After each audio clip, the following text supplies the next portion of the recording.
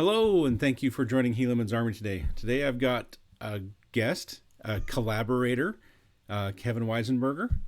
Hi, Kevin. Hey, how's it going, Cliff? Good. Great.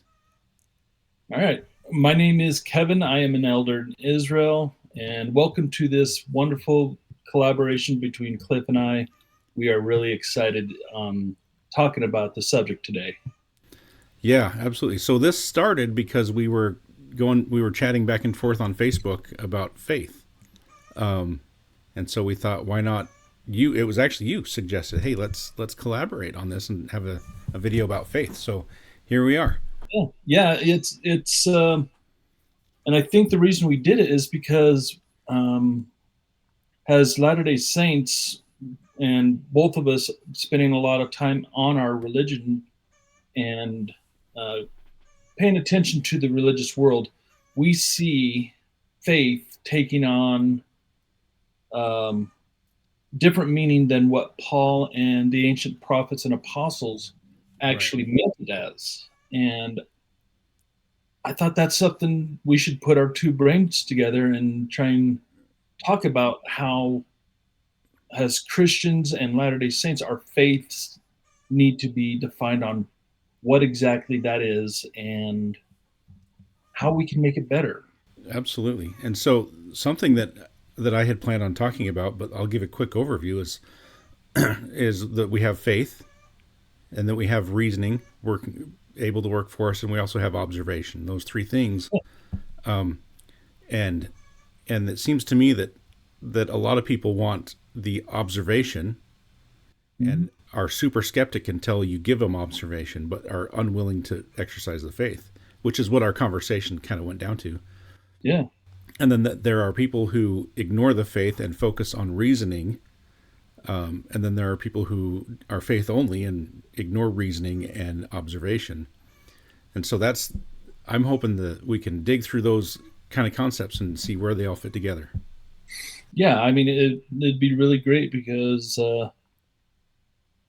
real faith is a rare commodity today in the Abrahamic faiths because we're getting more and more, um, I'd say, secular in our Right. beliefs, and so and it's sad because I've seen many good-willed Christians who they love. I can tell they love the Bible, but it's the evidence that or the evidence that they want before the faith. But Right.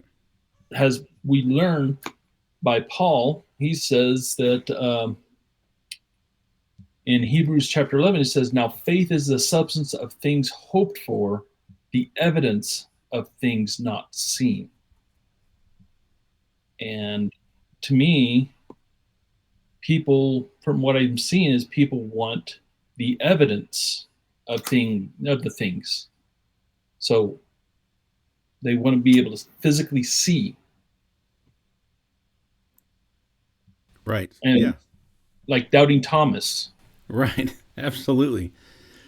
So, I don't know all the sources that you brought with you. I know that you've come prepared with a few sources. I've come prepared with a few sources. But it sounds like, based on our initial conversation we had before we started recording, that you might have a really good intro here on this. So, do you want to Yeah. share a few? So yeah, so the sources that I use is mainly the scriptures and one book that I recommend to everyone. In fact, I've done it in a few videos. Is It's called the Book of Mormon Reference Companion, and I've had this thing probably about 10 years or so. I can't remember, and it's helped me understand the scriptures. And more importantly, we also have we both have digital copies of lectures on faith, which Right. uh, I think has Latter Day Saints is the single most important lectures outside of the scriptures that we have on what exactly is faith and stuff like that. Right. Yeah. I had planned on talking a little bit out of the introduction, or not the introduction, the first lecture, which I think Yeah, ties right into our discussion here today. So. Yeah, yeah. All right, sounds good. So let me. Are you want to share one real quick, or you want me to start? Go ahead. Okay, I'm going to start with. Let's start with the lectures on faith because I think that's Okay. really the best beginning. And hopefully, I'm recording as so. Okay, faith defined. I think this is the first lecture on faith. Is faith defined, where faith is being the first principle in revealed religion, the foundation of all righteousness. Necessary claims the first place in a course of lectures which are designed to unfold the understanding of the doctrine of Jesus Christ. So, in presenting the subject of faith, we will observe the following order. First, faith itself. What is it? And I think you had a very good conversation about that already. What is Hmm. faith? Secondly, the object on which it rests. And thirdly, the effects which flow from it. Then I'm going to skip down to, because you've already talked about Hebrews, so I'm going to skip down to number 11, paragraph 11 here. I'm going to highlight it so people know where I'm at. And I'm hoping we can just kind of talk our way through this. Yeah. Okay, so let me go back to this and make it a little larger so it can be seen a little easier. And we'll go from there. Yeah. There's some great questions here in the first lecture. There sure are. And these are the questions I really wanted to go over with you Sounds good. in number 11 here. So if we were to go back and reflect on the history of our lives from the period of our first recollection, I'm saying this not word for word, but as we see it. So, Yeah. and ask ourselves what principle excited us to action, or what gave us energy and activity in all of our lawful avocations, callings, and pursuits. What would the answer be? Would it not be that it was the assurance on which we had not, of which we had of the existence of things which we had not seen as yet? So, Yeah. or was it the hope? Was it not the hope which you had in consequence of your belief in the existence of unseen things, which stimulated you to action and exertion in order to obtain them? So I want to start there. So we do a lot of things. We do a lot of things in life based on faith. The concept of faith. One of those is that we go out and get an education based on faith. Yeah. We find something we like that we're willing to do, and we say, I want to do that for the rest of my life, or at least I want to pursue that career path. And then we go and get a degree or education or a certificate, something that says yes, you're qualified to do this, based on faith. Yeah. We have faith that we're going to get a job in that particular industry doing that particular thing. However, I know many folks who have gotten degrees, who have education or training in a specific, career path, but they don't work in that career path. They I know folks who have degrees in engineering that don't work in engineering. I know Yeah. folks who have degrees in music that don't work with music, that don't work in music education. So we have the faith. We have to put faith in when we begin that long, arduous journey to get that training in order to be there. Yeah. Yeah. Like you, I once, when I was working at a call center, we had a guy there who had him and his sister both worked there, and both of them had PhDs in chemical engineering. Yeah. And I'm like,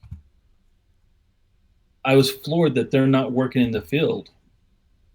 And they said it's hard to get one because it's not that high of demand. Right. I think eventually they were able to get in later, but um, yeah, no one. I don't think anyone is immune from faith. Even atheists have exercised some level of Yep. faith. Um, One example I remember hearing years ago is your footsteps. You never know when. and when you're put walking, you never know when that last step is going to be your last step. And so you're having faith that you're going to be continue to walk step by step. And I was like, I was floored when I heard that because I'd never really thought of that concept that we don't know when we'll die. I mean, we could be walking along and all of a sudden, boom, dead. Right. Yeah. Everything's on faith. Everything we do is on faith. Everything that motivates us, everything that pushes us, everything that we are Yeah. excited about, it's faith. My son did he finished his Eagle Scout a few years ago, Mm-hmm. and it took a lot of work and effort to get that award, right? But he Yeah. had to work for an award that that he had faith that he would get, Yeah.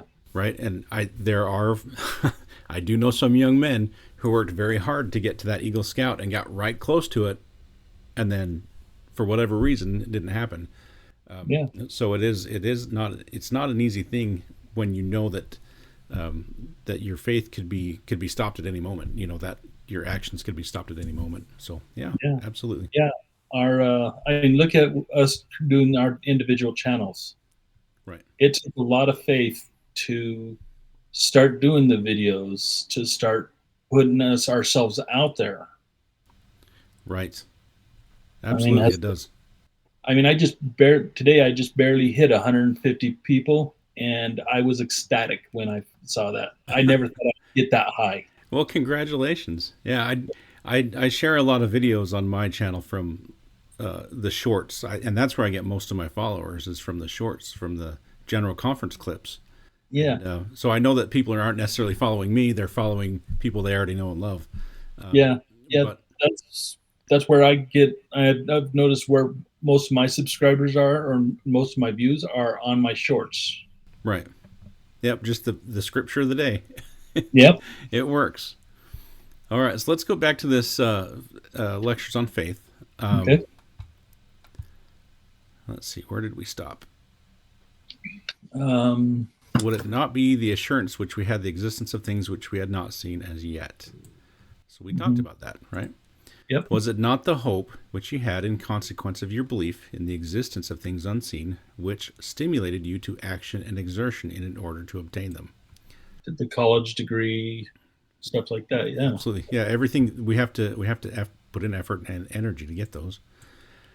Are you not dependent on your faith or belief for the acquisition of all knowledge, wisdom, and intelligence?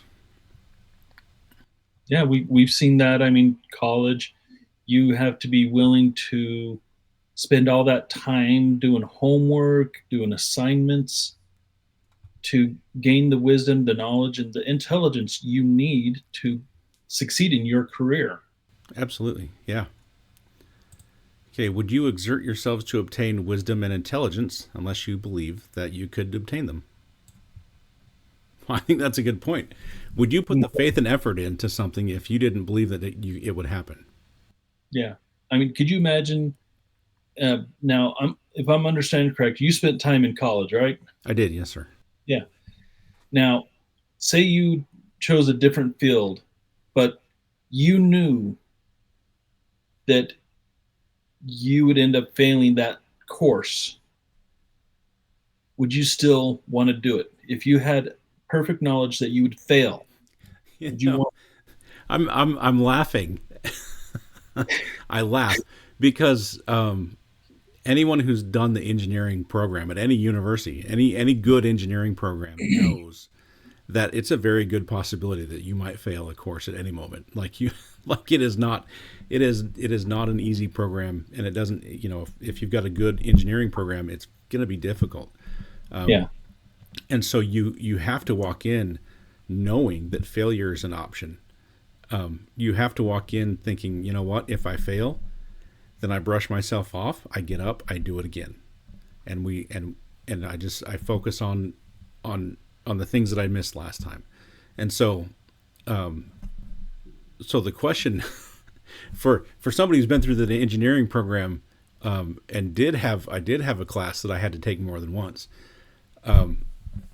It's a possibility, But you know what? You do it anyway because even though it's a possibility I could fail, I still have faith that I'm going to Yeah, eventually overcome. yeah, yeah. But if you have that, if you had the foresight that you would fail that class, um, would you have taken it even though you knew guaranteed you'd fail it? Yes, yes, I would, and I know probably not the expectation that you're hoping for or that you're looking Oh, for, actually, but no. That's perfectly good. I mean, there's the some reason people that, the reason is because if I know I'm going to fail it, I know that no matter what I'll fail this class, I'm still going to get information and knowledge and wisdom and intelligence out of it. I'm still going to be able to have that opportunity to apply that and to gather information so that the next time through that I'm that much further ahead, that I'm that much further along. yeah, If I know I'm going to fail it, I probably won't show up for the final. Like I'll probably ignore that, but yeah, I can still get all the I can still get everything else out of it. You know. yeah, yeah, yeah, All right. yeah, So this kind of goes along the same thought concept. Would you have ever sown if you had believed that you would not reap? yeah, I think it's a little bit different for a farmer. Would you plant a field if you knew it was going to fail? That's a very expensive proposition for a farmer, right? yeah. That is. I couldn't imagine, the fact that you have this, you spent hundreds, if not thousands of dollars to buy the seed that you need to plant. Right. And then you plant it, and all of a sudden, I mean, right before you plant it, it's going to fail. Yep. That's You would, you'd be disheartened. absolutely. It's not farmers don't walk out of that and be like, "Yeah, oh, I learned something from it." No, that wasn't expensive. That was expensive, and that that's a Yeah. make or break situation. I think that's why Alma uses the farmer in his Right. lesson. Right. So, would you have ever planted if you had not believed that you would gather? Same we just Yeah. talked about. Would you ever have ever asked unless you had believed that you would not receive? You know, when I read this one, I always think to Joseph Smith. Okay. So when he went to the garden, he had absolute faith that he would receive an answer. Now, I don't think the answer he was expecting was what he got. Right. I think that he maybe had felt like maybe the Holy Ghost come upon him and tell him, this. But instead, because of his faith, he got a visitations from God our Father and Jesus Christ. Right. I mean And that, he was reading out of James 1:5, right? yeah, I think to add to that, because I want to make it clear that because there's a lot of folks who will go and ask for a laundry list of things, right? oh Like yeah, we're shopping. We're gonna go. We want you to do this, and it's not about what we want. It's about what God wants for us. So in James, I want to say it's in chapter 4, verse 3. It says, and I don't have it pulled up. I apologize, but it says that basically that if we ask and don't receive, it's because we ask amiss. In other words, we're asking for that laundry list. We're asking for those pleasures that we expect, and not necessarily for what God wants for us. And yeah, so, if we change our thought process to gratitude, for one, gratitude, and then two, if we change our thought process to what does God want for me? What is it that you need me to have, and what is it that you need me to learn? If we change that thought process, we will see a dramatic, basically a dramatic change in the way that we view and experience our prayers, and that when we ask, we should expect to receive because we know we're asking not amiss. yeah, and yeah. I just looked up the chapter and verse, and it's right where you said, "Good memory." But no, it's just like we see in James chapter 1, verse um, 6. It says, "Let him ask in faith, nothing wavering." In other words, there shouldn't be a doubt in your mind that you're not going to get an answer. Right. Because if you have any doubt, you're gonna, like it says, you're gonna be like a wave of the sea, driven with the wind and tossed. Right. Absolutely. So the again, this back to this lectures on faith. It says, in a word, is there anything that you would have done, either physical or mental, if you had not previously believed? So we have to put a faith and a belief into everything we're doing uh, before we can make it happen. Yeah, There are a lot of things that happen at work, where I work, that we don't really know the answer to. And that's probably not something people want to hear. You're like, well, I work at a nuclear power plant, but there's some things that we just don't know the answers to. We don't know how degraded something is until we yeah, look at it, right? Until we can observe it. But we have to come up with a plan even before the opportunity to observe, because we're on a limited timeline, right? The more we power down, the more the more money it costs, right? When you're producing as much megawatts per hour as we do, it takes an effort to you have to put a plan together first, right? Because yeah, you don't want to drop 1,250 megawatts every hour for 3 or 4 days. That's expensive. yeah.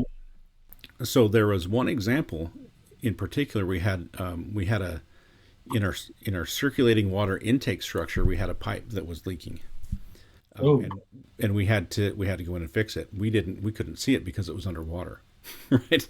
And it was in a fairly dangerous place. We had to send divers in, so we had to come up with a plan on how to fix this leak. We didn't know anything about the leak. We didn't know where it was. We didn't know how to do anything about it.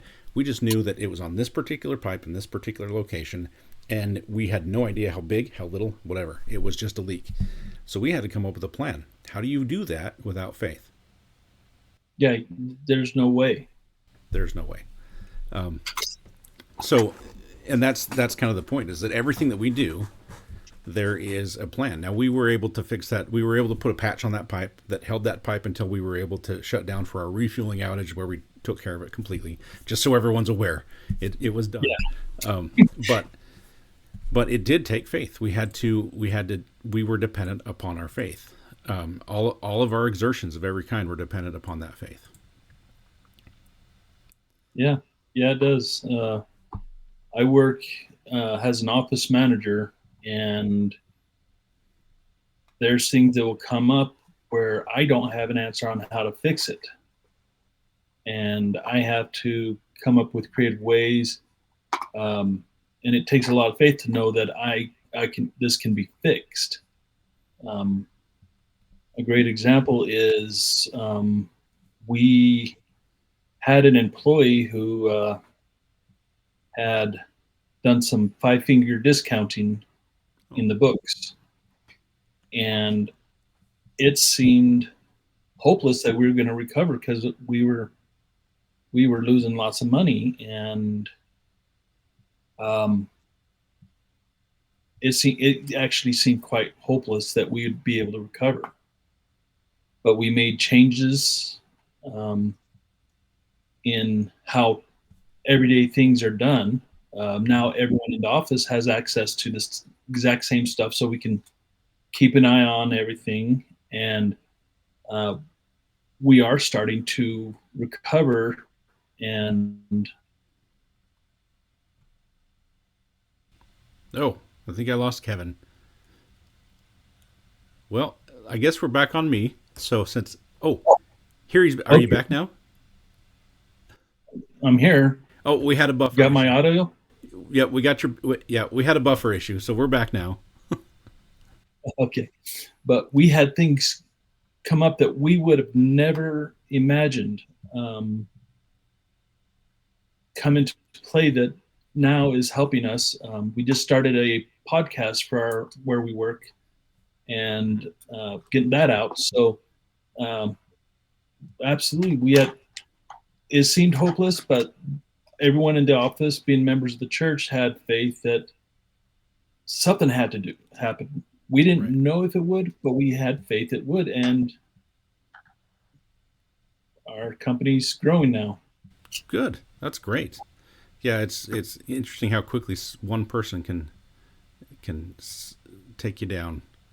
I'm going to Yeah. stop sharing and go back to just our video between me and you. I think we covered that lectures on faith, the questions pretty well. Yeah. Why do we need faith and what is it? Um, so, Yeah. It's very important. In fact, not many people understand that faith isn't just faith. It's not one size fits all type of faith. There's actually several different levels of faith. And let me see if I'm going to, okay, know what page it is now. I'm going to go ahead and share my screen, sure, go and ahead. we'll use the scriptures to show different levels of faith. Um, this is the one. Yep. Okay. So starting off, let's see, can I control?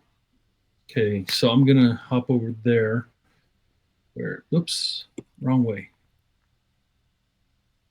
So So, this is good because I had actually pulled this same scriptures up. So this is great. Alma 32. Yeah, go ahead. yeah. Okay, so starting off, we see, where is it? Um,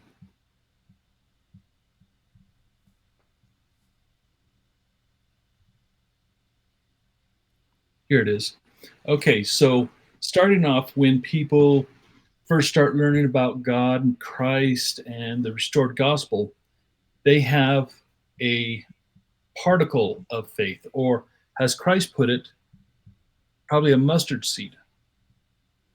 So that is the beginning, or you could say hope.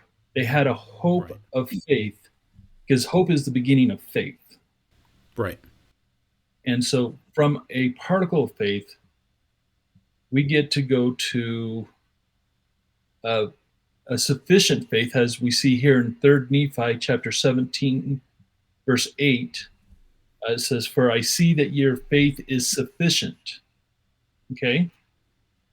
And then next, after sufficient faith, you have much faith in Mosiah 27:14.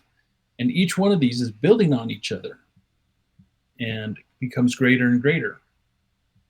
Right. Uh, then here in Alma 7:17, here you see because your faith is strong, so you have strong faith. Now, today I had was reading in Alma 58, and it's had great faith. Um, that Helaman and his stripling warriors had great faith that it'd be accomplished. Let's see, and here, exceeding faith, Mosiah 4, Right. chapter 4, verse 3, says that because of the exceeding faith which they had in Jesus Christ, whom should come. So this would be the next level. And then here, this is where, in between these two, is where the great faith comes in. Okay. And then Moroni, chapter 10, verse 11, has exceedingly great faith.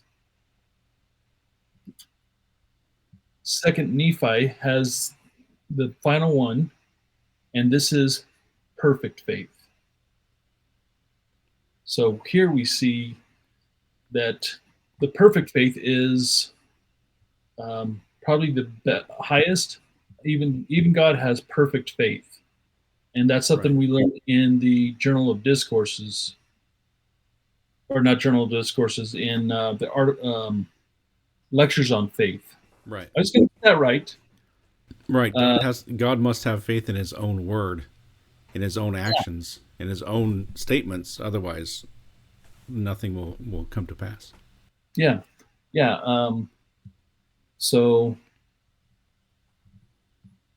faith is not given to us because we see something. When we see a chocolate bar, we don't have faith in that chocolate bar. If we see a miracle happen, it's not our faith that brought about, but it's a miracle because of someone else. Right. As the scripture and the book says, faith precedes the miracle. We have to have faith that the miracle is going to happen in order for it to happen. Right. Absolutely. Stop that. There we go. But um, it's it's really sad to see that faith is starting to take a second seat. Right. Now, there are things we can do to help increase our faith. One is read the scriptures. This is the best evidence. In fact, I got into a little discussion, I'll call it, with a atheist on faith. Okay. And back in 1916, Einstein put out the idea of gravity waves, Right. and for almost 100 years, it was only a hypothesis or a possibility of existing. No one knew for a fact that something like this would happen. Well, Right. in October of 2015, we detected the first massive gravity wave that was actually detectable. So almost 100 years between the time Einstein came up with the idea to realization. So scientists have, like yourself, you have the math to show something is possible. As Christians, we have the Bible, we have the Book of Mormon, we have scriptures and modern prophets. We have their word, their our math, showing that Right. these things will happen. It's only later that we learn about the afterlife is real. Once we pass over, we'll see that it is as real as this life. Right. So Absolutely. So we have to start. That's. I think that's a good point though, and it makes the point that we have to start with faith. yeah, Right. So we don't observe anything unless we have faith that it's going to be as we expect when we observe. We don't reason anything unless we have faith that our reasoning is yeah, valid. So faith is the beginning, and that's what we have to do. And as in, I'm gonna share my screen again real quick because I want to go over one verse on Alma chapter 32. Wrong one. Raised my hand. Not the right. Yeah. Okay. Alma 32. A couple verses in, starting in verse 27, is we have to oh, experiment on that beautiful. on those words, and we have to exercise a particle of faith, even no more than a desire to believe. So if we say, look, and this is I think this is different than I'm going to just take a minute and regress a little bit. The scientific method expects cynicism, right? Mhm. It expects criticism. It's what it thrives on. It's what it wants. The cynicism, the criticism, the speculation, the belief that it might not be there, right? That's the scientific method. Now Alma's saying kind of the opposite. Well, no, give it a chance, right? Give it a Yeah, chance. Exercise the little bit of faith. See if it grows into a seed. And this is what he says. Yea, even if no more than a desire to believe, let this desire work in you, even until you believe in a manner that ye can give place for a portion of my words. Now, if you will compare the word unto a seed, as we've already talked about. Now, if you give place that a seed may be planted in your heart, behold, if it be a true seed or a good seed, if ye do not cast it out by your unbelief, that ye will resist the Spirit of the Lord, behold, it will begin to swell within your breasts, and you will feel these swelling motions. You will begin to say within yourselves, it must needs be that this is a good seed, or that the word is good, for it beginneth to enlarge my soul. Yea, it beginneth to enlighten my understanding. Yea, it beginneth to be delicious to me. And so it in all things that I can think of, we have to exercise faith before we can have the observation. Yeah. We have to exercise faith before we can. We have to exercise faith before we can do the reasoning. And one example that I think is really kind of interesting is I don't know if you know much about Aristotle. I know some of Yeah. his. So he had this concept that heavier things fall faster to the earth because they want to be closer to the earth. They're heavier. They want to get down faster, right? So that was his thought process. So if we were to drop a book and a piece of paper at the same time, the book's going to make it to the bottom first, as opposed to the piece of paper. Yeah. And that's if we leave the paper open and as we pull it out of the package, the book's going to hit the ground first. And why would that be the case? Well, simply put, that we've got forces acting upwards, the air resistance. We've got all that air needs to move out of the way. Now, if we were to take that same piece of paper and crumple it up into a small ball and then do the same experiment, they'll hit the ground at the same time. Now, if we extend that experiment and we take a pound of feathers and a pound of paper bound in a book, right? So it's a solid Mhm. thing. We take a pound of papers and a pound of feathers, and those feathers are all in a bag, and we drop them. We're going to see the same situation. They're going to hit the ground at the same time. But if we change the configuration of those feathers and spread them out and tie them together so that it's 1 pound of feathers tied together in a blanket and 1 pound of a book, and we let them go, the book's going to fall and the feathers are going to float slowly down, right? Yeah. And it's because there's much more force acting up on those feathers than there is gravity on its way down. Or not more, there's just a lot more than on the book. Yeah. So it'll eventually hit the ground, but the book will come down much quicker, and they're both 1 pound, right? So the point is that we can observe these things, and we can have observations and come to a wrong conclusion. Yeah. Aristotle came to an incorrect conclusion. He didn't drop a ball over and over and over again and determine that the gravity is 9.81 meters per second squared. He didn't he didn't Yeah. determine gravity through observation. He just said, "Oh, that's heavy. It's going to fall faster than that thing that's light." Yeah. I had more desire to reach the earth. Right, right. So Yeah. our reasoning doesn't always get us. Our reasoning and our observation doesn't always get us to the true correct answer, even though that's what the scientific method expects and wants. Yeah.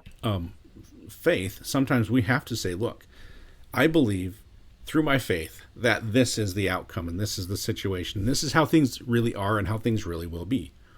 And it is simply, and so I plant that seed. And if that seed begins to sprout and begins to grow, then I'll know that it's a good seed. Hmm. Only Yeah. good seeds grow. Yep. Bad seeds don't grow. And so, and then I can then, once I have that seed growing, then I can say, okay, what's the observation I'm getting from the seed that's growing? Right. And I think Yeah. that's exactly what we see in Alma chapter 32, verse 28, Yeah. is he gives us the faith to plant the seed, and then he gives us the observation that we're going to see. And then he ends it with the reasoning, right? Yeah. So he says, hey, you got the faith to plant the seed, and you're going to observe that it begins to grow within your heart. And then the reasoning that you know it's a good seed is that it enlarges your soul. It beginneth to enlighten your understanding, and it begins to be delicious to you. Yeah. And I want to point out here in verse 28 where it says that Oh, sorry, I stopped sharing. it's okay by your unbelief that the let's go back there on the 32:28. Here it is. Where am I at? If you do not cast it out by your unbelief. Yeah. Right. So right here, if you don't cast out by your unbelief, that you will resist the Spirit of the Lord. Right. And we see many people who, upon hearing about the Book of Mormon or about Christ, the first thing they do is they resist it. Yep. They don't want to believe it. Yes. But that's where it's time to set aside your unbelief. Um, to tell you a And little more, go we ahead. see the. I was going to say we see the same thing with people with the Bible as well. But Oh yeah, then they'll back up and they'll be like, oh, but there's archaeological evidence and this and that and the other. yeah, Um, well, we see the we see the same with the Book of Mormon. We've done very little archaeology in the United States and in North and South America. Comparatively, we've done very little archaeology, and the stuff that we have found does support. It's not a smoking gun that this is what happened, but it does yeah, support that. Hey, this very well could have been here. yeah, And so it's very important that we don't just throw everything out, as you're saying, just yeah, because we don't have that evidence that we expect or we want. yeah, We have to plant that seed of faith. yeah. So I want to use example from my own life. So I remind people in my channel that at one time I was an anti-theist. I hated God. I hated anything to do with Him. I thought all Christians were nut jobs, especially Latter Day Saints, because they honestly believed that they had someone who could talk to a dead man, and that's Right. that's what I thought is Christ. Jesus died. There was no resurrection. There was no nothing, and you got and Latter Day Saints believe that um, you had someone who could talk to this dead guy, and I thought, and so I my first experience with faith, as I now understand it, was in high school. I met a young lady. I had just moved to a new town, to Blackfoot, Idaho, which is about the size of a pin drop. Mm-hmm. And I met this young lady who was a Latter day Saint. And of course, like three-quarters of the town was Latter day Saints, but she, for some reason, stood out. And I got to know her and found out she was a Latter day Saint as well. I was baptized when I was a kid. I was baptized at age 8, and then shortly after, my family went inactive. And she invited me to church, which entailed me meeting with the missionaries. And at first, I was resistant to the belief of that there is a God, that Right. He is actually caring, and all this. But once I set my doubts aside, I started taking seminary. Even my seminary teacher, who I don't know if you're familiar with the name Glenn Rawson. Yes, I'm familiar. Doesn't he have a YouTube channel? He has a YouTube channel. Right. He did the paper Joseph Smith Paper Project Right. podcast. That was my seminary teacher. Oh, interesting. Yeah. Okay. Yeah. So between those two people, they helped open my eyes, remove the doubt that I had, and helped me to become what I am now. And so I my unbelief kept me from realizing the truth. And once I removed that, as it says here, bottom it says, "For it beginneth to enlarge my soul, yea, it beginneth to enlighten my understanding, and it beginneth to be delicious to me." Yeah. So, um, without that, I don't know where I'd be today. Right. Absolutely. So, That's a and great story. Thanks for sharing. I appreciate that. That's a good story. yeah, as I um, tell people that they need to have an open mind. Um, I've known members who are closed minded, and they believed if you were open minded, your brains would spill out. And that's just it. Faith requires an open mind. Right. It does. It really does. So maybe we can shift gears just a tiny bit here. Okay. So we go from people who have no faith or don't want faith, and we've talked about that. But what about those who are faith alone and faith only? Okay. Um, I feel honestly, I feel sorry for them because their faith hasn't grown sufficiently. Because as our faith grows, God will start revealing things to us, start bringing things open. Um, Good example is at the time the Book of Mormon was published, there was nothing out there. We just knew that people had lived there, very little information at all. Cement was a relatively new thing, and we honestly believed there was no cement on the American continent. Well, years later, we find cement that's still strong and hard down in South America. Right. We're constantly seeing new things come out from our archaeology that, and people ignore that because they don't want to grow. Right. And it's the if we look back at the again Alma 32, that once we have faith, then we can observe. Then comes the observation. And so with that faith, we start to study. With that Yeah. study comes that work of studying. It does take work to study, right? Oh yeah. And that work of studying builds your faith even more. So Yeah. they're like two sides of the same coin. Actually, I have a quarter right here. It's a quarter. One side's faith, the other side works, right? Yeah. They're the same. They work together. And so once we start putting in that work, we start to observe. We can observe things around us. We can observe the the things that the scientific method cannot observe. Right. Yeah. I have a lot to say about that scientific method, but I'm I'm going to try to cut it out of this one. But once we can observe, then we can begin to have that reasoning. Is this good? Does it enlighten me? Is it virtuous? Is it of good report? Is it lovely? Does this encourage the feelings of the spirit? Is this peace, love, kindness, gentleness? Am I getting that fruit from this, or is this not? Is Yeah. this Does this send me in a different direction? Yeah. Yeah. When we first start learning about the gospel, when we first start reading the Book of Mormon,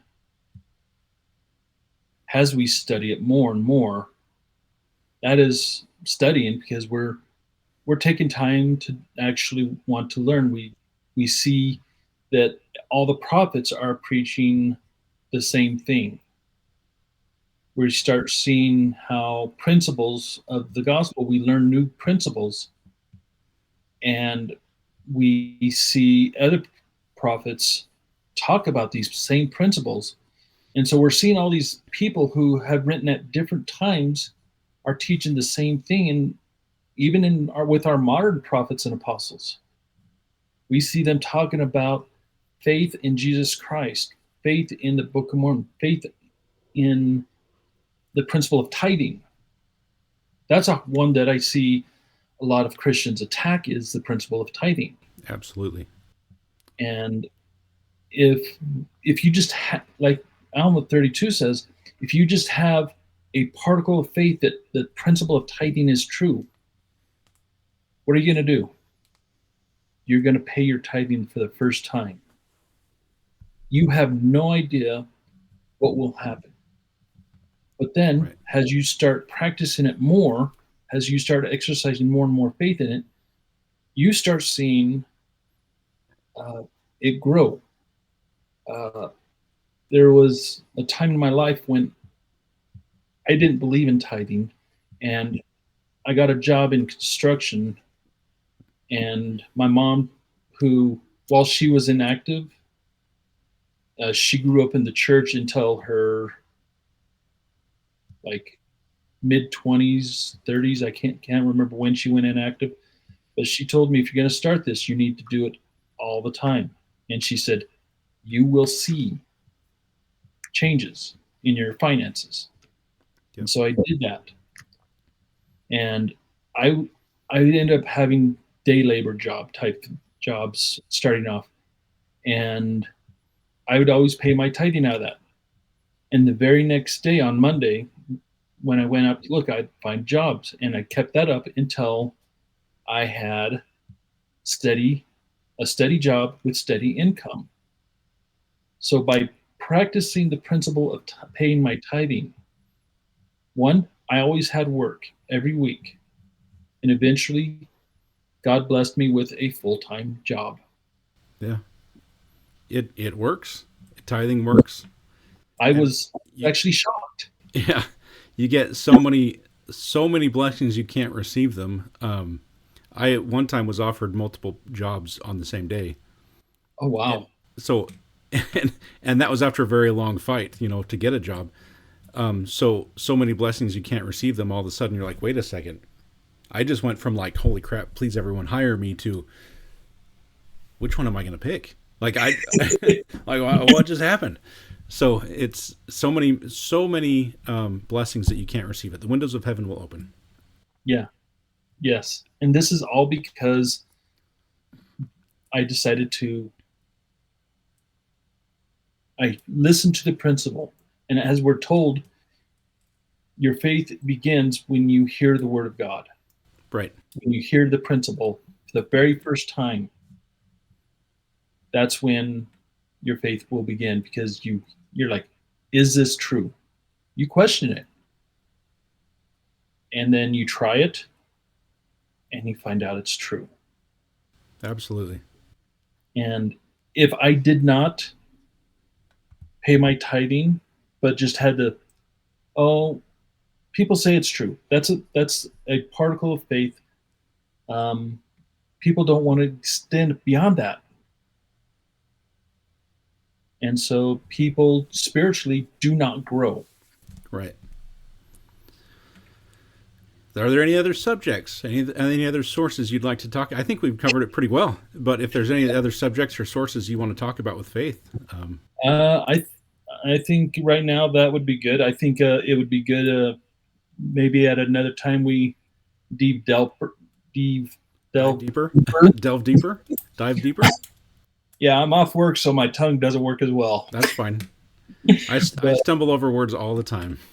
yeah, so the subject of faith is one that we could spend hours upon hours talking about and never really scratch the surface. Right.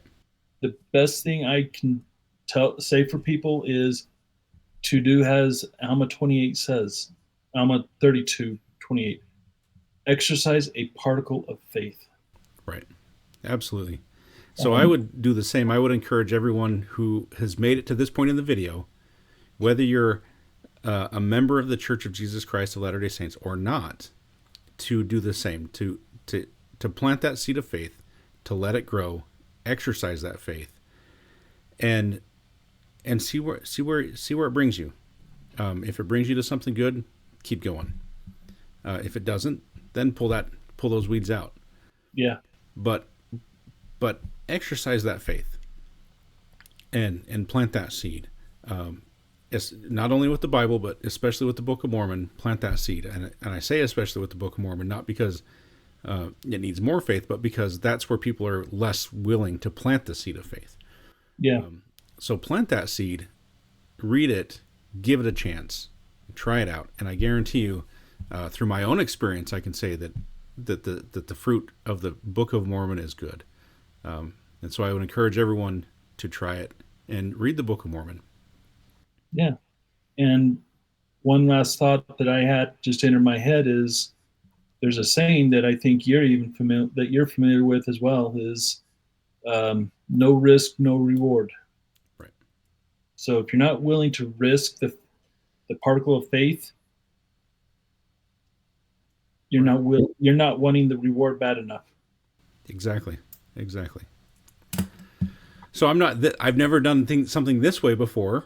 So how do we end this? Do we just say goodbye? Do we? Um, I'm not sure, but I would like to thank everyone who is watching this video for joining us. This has been quite the experience for both of us. This is a new experience.